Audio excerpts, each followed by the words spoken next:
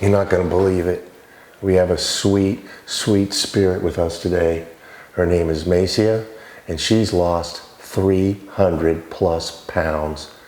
And I can't wait to hear the story. But before we start, I love you. I love that thing at Toastmasters. And when you got done, remember I was supposed to shake your hand, and I hugged you. Yeah, you sure did. And I couldn't wait to have you on the show. Yeah, you sure did. How did this happen? It was supposed to happen. Oh, nice. So I am a true believer that everything happens just as it's supposed to, when it's supposed to. Perfect timing. Well, I can't wait to hear this story. Yeah. Where's the beginning? So the beginning of the story, if we were going to talk about the weight loss, it would be after I had Hakeem. Right. I was already at 500, a little bit over 500 pounds when I had him. Wow. And believe it or not, even though I was 500 pounds, I was never sick. Really? Was very limber. I even had him natural, pushed him out, everything. Wow. But I started thinking, if I don't lose weight, will I be here for him? And so I started looking into, because at the time, gastric bypass was something that a lot of people were going for. But some insurance companies were not, willing to pay for it. Sure. And so my insurance company wasn't. So I started fighting them for it so that I could make a change, not just for myself, but also for others who had gained that much weight. Because what people really don't realize is why. The why behind it. The only thing most people look at is this person has gained this amount of weight. It is their fault. Right, they're not taking care of themselves. Right, and it's not that. You don't want to get to that point. No, I bet not. But because of whatever reasons, in my case, my mother was very abusive, and she had removed me from a loving, stable family. Aww. And I moved with her, which I didn't really know her. And so with her being abusive, I started using food as my friend and my comforter. And within 6 months, I had gained 68 pounds. And how old were you? 6 years old. Gosh, when you talk about food, at the high school and all that stuff, these kids, what they're big, they got to have something in that backpack. Food means a lot to them. Yeah. It's very important. Shoes and food. And you were 6 years old. And what'd you weigh? At the time, I was just a normal 6-year-old. And really? My mom that raised me, she came to visit me in Florida. And she was like, what happened? And because I had gained the 68 pounds, within that short length of time. And so from there, it was just uphill, Do you really think you ate enough food to gain 68 pounds? Or do you think that there's some genetic or anything? It wasn't genetic for me. It was food, because when food became my comforter, I remember one day eating about 12 pieces of chicken. Really? It was a place in Lakeland called Maryland Fried Chicken. Oh. And my mother worked there. Oh. And I remember her bringing the food home. And when she got there, she was fussing and cursing at me. Right. So I became nervous. Agitated. And I just kept eating and eating and eating. You didn't get full? And really? That's the thing. When I was overweight, I never seemed to get full. And that was because there was a void. And I was trying to fill it with the food. Oh, a mental void. Exactly. Wow. And did food work? Well, it worked at that point, But of course it didn't work. I gained weight, but I was still unhealthy mentally. And so that's what kept it going, And it went on until Hakeem was born. Yes. And how old is he? He's 25. 25. So I started fighting the insurance companies then to have it done.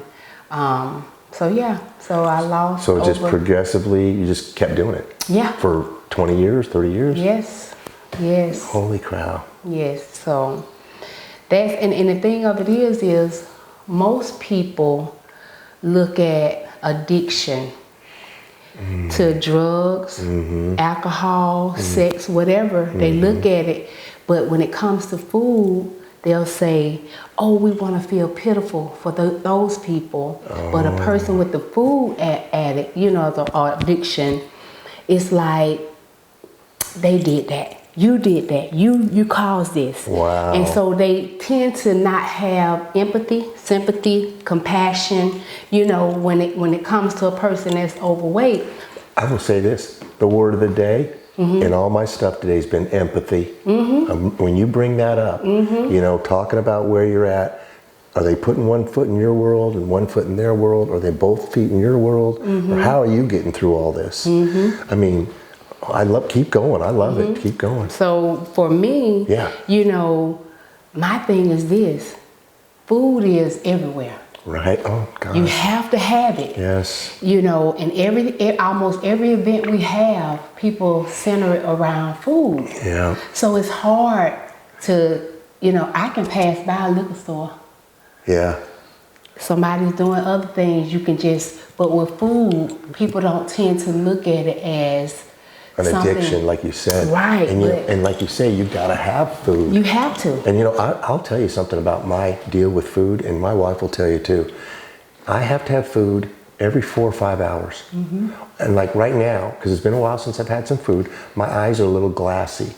And so I see what you mean. And like you say too, it's all around. You know how you motivate kids? That's another way. You throw them some candy, you throw them a blah, blah, blah.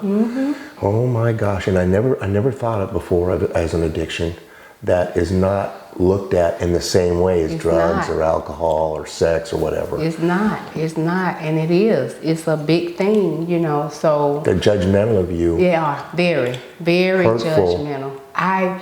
When I was fighting the insurance company, a news channel in Atlanta saw what I was trying to do, and they took it on, and they followed me a whole year before, during, and after the surgery. Really? And what happened was the guy that did the cameraman that did the story, he said that they had received so much hate. Like the people writing them. She did that. She caused that on herself. When people overeat, that's what they're doing. And he said to himself, he said, I was an inspiration to him because I was transparent. It didn't matter to me. Right. Let me get my story out. Let me let you understand that when anything happens to anyone, especially a child, sometimes they tend to look for love or look for, my weight became like a protection for me. A boundary. It was a shield. Keep off. It was, and when I gained the weight, I became, I think a bully almost. Because if somebody else messed with other people, because you're bigger. I would, and so I would fight their battles for them but that was my way of, hiding, covering. Yes. It's like a purse, big purse. Yes, that's what it was. Well, how was the surgery? The surgery was okay. It was good. What is that? What do they do? I don't even know. So with gastric bypass, they go in and they bypass your intestines, a part of your large intestines. Okay. And then they cut a part of your stomach off so that you don't have, like a stomach can get really big. Right. So when they cut it off, it makes it smaller. Okay. Therefore, you can't eat as much. Okay. Now, some people tend to gain their weight afterwards because they'll stretch it. That's what I heard. Your stomach can stretch back out. They'll stretch it back out. So that's got to be painful. Yeah, but people do it, and the reason being is that you lose the weight the quick way. Yeah. But if you don't deal with the mental and emotional. So this is a two-way street. Yes. We get the physical part done. Yes. Now we have to deal with the mental. How we got there anyway. Or we might get another big stomach and be right back where we were. Or like you say, gain more. Yes, some of them do. Some gain more. Because they never deal with why. Why did I get to this point? Okay, I got to ask it. Can you tell us? What? Why? The why for me was, it was for the protection for me. That's what it was. And it, like I said, was a comforter. So when you felt like you were safe and you had the surgery, Now, there's the mental thing done. You're safe. And you have the surgery, and then you're successful. Now, are you happy where you're at? Well, I'm happy as far as the weight loss. Right. If I could do it over again, though, What would you do? I do it the same way? No. What would you do? I would lose it the normal way. Oh. Because you lose the weight. Right. But again, if you're still here, not where you need to be, Right. then you're still not happy or joy-filled. Oh, so you sort of feel like you cheated a little. Yes, you do. And depending on where you are spiritually. Right. See, you don't want to cheat when you're trying to really get to that higher level or that higher awareness of who you are. Right. You don't want to cheat that. Well, I think, this is just between you and me and the fans, I think you've done a really good job in having the surgery, keeping it off, still trying, being mentally where you're at. Because, I mean, I started the show with the whole thing, you know, and I told you, and I mean this, I do love you. And you really touched my heart at Toastmasters, and the story touches my heart. And I love how you're talking about the mental aspect and the physical aspect. Are you done? The only thing I have to do now is, because I have about 40 pounds of skin. Oh. So if I lose that, being that I'm 5'9", Right. that'll put me right at about 160, 170. So to me, that would be perfect for my, body build and my height. So, but now, yes, I have about 40 something pounds of skin. So now I'm in the Now there's no process. way to do anything with that, right? Except No, cut it off? because it was stretched out so much, right. so you would have to get some type of surgical something to, but it's the remnants. Have you seen before and afters from people that have had that surgery? Yes. How's it? Do they look good? I mean, they look really good. Oh, So yeah. well, you look good anyway. Thank you, thank you. I think you're beautiful. Thank you. I'm so glad you come to Toastmasters too. Yes. Bring Hakeem, and I think your daughter came the other night. Yes. So my children are on board, and they've really been supportive. Well, your speech, and we can go there, right? The speech. You said when you were young, you were going to know their fathers, and then you said you were not living in the projects, and you don't, and you said you're getting an education, And I did. I mean, that's some strong stuff, man. Because what were you talking about? Breaking tendencies or something? We were talking about how people talk about generational curses. That's what it was. And so I was saying that when I was growing up and I saw certain things, Right. I was determined to speak it into existence, that I wasn't going to. Hey, I love that. Speak it into existence. That's right. Because if you can say it, it'll be it. It'll be. So that's where I am. So now I'm in the process of waiting. I was supposed to have the surgery last week. And so, but it's not, I'm for timing. I'm all about when it's the right time. So it wasn't ready last week. Right, it wasn't ready. That's okay. That's okay. It's being taught, you know what you're being taught? And you already know it. But I'm being taught this every day. Patience. Yes. I'm very impatient. Yes. But I have been slowed down. Yeah. And I know, you're another level of that than I am. Because you know that it's going to be okay. It is. You're going to be okay. And everything is going to work out. I had a professor that told me one time, she said, what happened was I ran for my college queen. And the students loved me. Right. But administration, because of my size, didn't want me to represent the school. And so I knew that they were going to cheat. I felt it in my heart. And I went to my professor and I said to her, I believe they're going to cheat on me because of my size. Right. And she said, what's for you is for you. And that was in April. They came back and told us that the girl had won and I won Miss First Place. But I told them, I said, I feel in my heart that they cheated. Right. So the summer came. And it was time in August for us to get ready for the coronation. God put it in a position where they had to give it to me. So the same man that didn't want me to be it because of my size was the same one that had to come back and give me. And she told me, she said, what's for you is for you.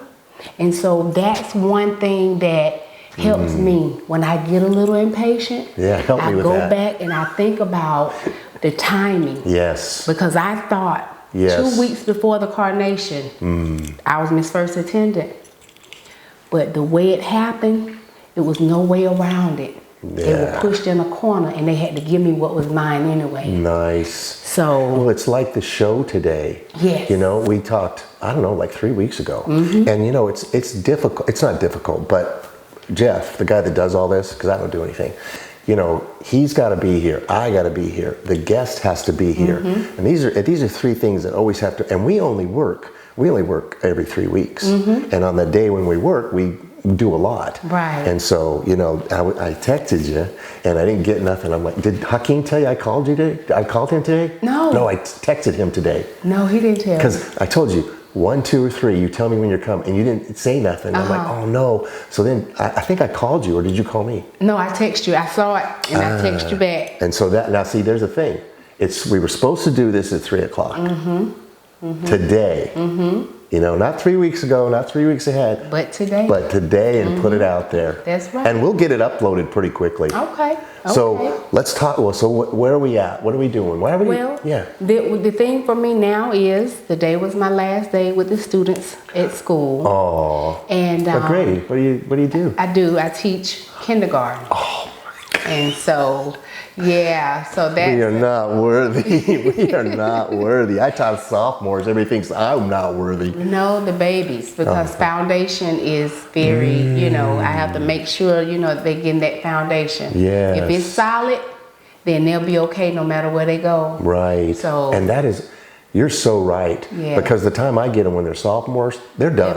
They're going to be what they're going to be. That's right. But you have an obligation and the opportunity to form a life, a life-giving lesson.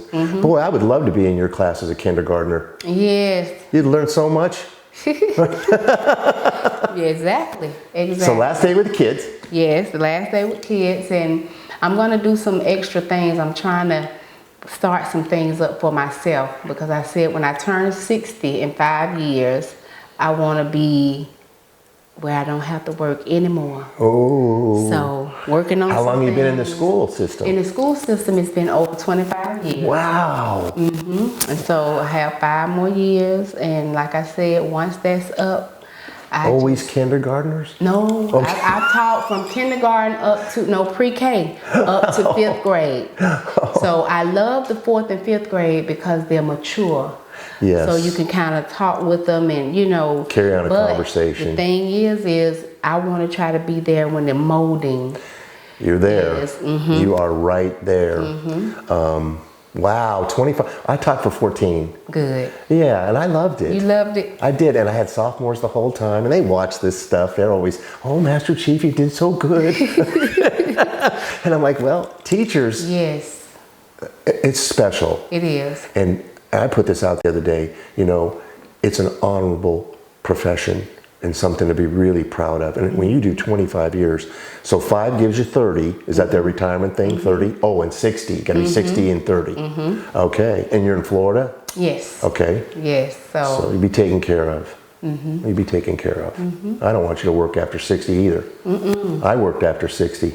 I don't want to work after 60. I would, you know what? I was a teacher and I didn't really go to work because I loved it. But still, I want to have that time to, you know. Because it's slippery. Yes. Time, 5 years ago, that seems like a day. Yeah. Yes. How'd you end up at Toastmasters? I want to hear that one too. Well, I went to Toastmasters a long time ago. In Atlanta, because that's where I'm originally from. And I stopped. And then I started back when I moved to Alabama, and then COVID came. Oh, geez. And so after COVID, it was like, you know, they were doing everything Zoom, you know. And so when I got here, and I told Hakeem, I said, I want you to, because he said, Mom, I want to do something too, and be able to stand and speak. Yeah. And so he was the one, basically, that was like pushing. And so when I came, I decided that I would, you know, join back in. I remember the first night when you came, and I really take pride in saying hello to all our visitors. And I think our whole club does that. Yes, it's There's a a lot good of, club. isn't it? It's a good club. Well, you've been in other clubs, so you can say. Yes, it's a very good club. I've never been in nothing. This is your first? Yeah. I know, and then I say you drive. You gotta love it. Oh, well, it's not that bad. Oh, well, you drove up here today. Yeah. The only thing I don't really like is the freeway. The freeway. Yeah, they're crazy. Yeah. The Florida freeways are crazy. I've never seen so much work. Everywhere you go, they're doing work. And why are they so in a hurry? I mean, they got to get someplace way before me. Yeah. But you gave your icebreaker, and was that your first speech the other night? Your first real speech or second? No, that's the second. Okay. That was the second one. So What pathway are you doing? What did she tell me the next thing I have to do? Well, I mean, your pathway must be I don't know. It's not the leadership pathway, is it? No. Yeah. It's not the leadership. We'll have to take a look at it. Who did you go up against? Patrick? No, the new guy that was shy wouldn't Yeah. Oh, yeah. Quincy? Quincy. Yeah. What do you think of him? Yes, he's great. He was great. He made me laugh. I like when you guys go because you make me and laugh. Will? But you know what I really wish, and I was telling him, the thing that I like about Toastmasters is I'm the type person that likes to think about. And when you have to get up there and think on your feet, then that's table the topics? thing. Yes, that's the thing for me. So I love it. But I like when you all can do something and make you laugh. You know, make you laugh. Well, Will makes me laugh. Yeah, he's funny too. So isn't that great? He won and is going to the national thing. Yeah, that's good. Oh. That's why I said it's a good club. Were you there when he brought the trophy? I think you might have missed that night. No, I didn't see the trophy. He brought the trophy. Okay. It's a big piece of like glass diamond. And you know what he did? He looked at all of us and he thanked us. He said, I've been going to Toastmasters for 10 years and I wouldn't be here today without your input, Lashana, without your input, Margot, without your input, RJ. Yeah. Oh, he was touching. And when he was giving the speech down there, I was crying halfway through. Really? It was the best one. I know we've heard it. We've heard it 5 times. Right, but you still. But he went in. Oh. Yeah. I mean, he lost 300 pounds. It was that kind of greatness. Right. You know, same. Everybody has something. Yeah. You know, and that's an awesome story. It's only going to get better. Yeah. You know, Hakeem, your daughter, someday you're going to be a grandma. Yeah. You want to be around for them grandkids. That's right. I'd like to have you for a grandma. You spoil me. Yeah, exactly. And that's why I did it, you know. You make cookies? Surgery. You bake cookies? I do. Oh. As a matter of fact, someone called me today, want me to do some red velvet cupcakes for them. Hey. So, yes. You know where the club's at? Yes. Okay.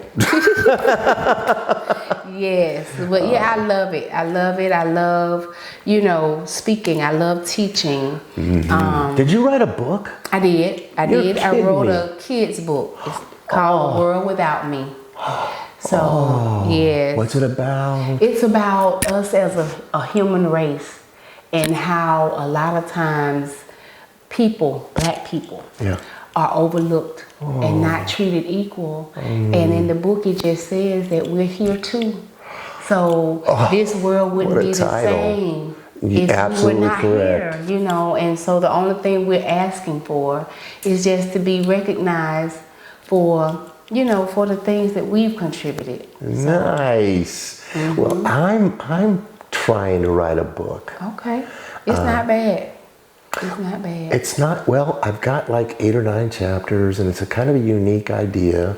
And, let me ask you something. Did you this is the day and the time that I'm going to write, or did you just write when you wanted to write? You know what? It was during COVID again. Yeah. All of a sudden, it was something that came to me and I just started writing. That's what they said at Toastmasters. They said, just write. Don't worry about anything. Punctuation or... None of that. So, and that's what I did. And so when I wrote it, it was supposed to have been a poem. And then my children were like, Mom, you know, you should make it into a book. Yeah. And so that's what I did. And I had my 5th grader at the time. He was 5th grade, one of my students. I let him do the illustrations for the book. Oh, really? Yes. So, how cute. Yes. Well, how can you get the book? Is it on Amazon? It's on Amazon. It is. A World Without Me. It's on Amazon. Oh my gosh. Hey, you got any of those books at home? Yes. Write me a letter in one. Give me one. Okay. Write me a love letter. RJ, I love you. then I'll read the book. Yes. I'll read the 5-year-old story. But it's a good book. It's really a good book. So. What is there anything else crazy in your life going on?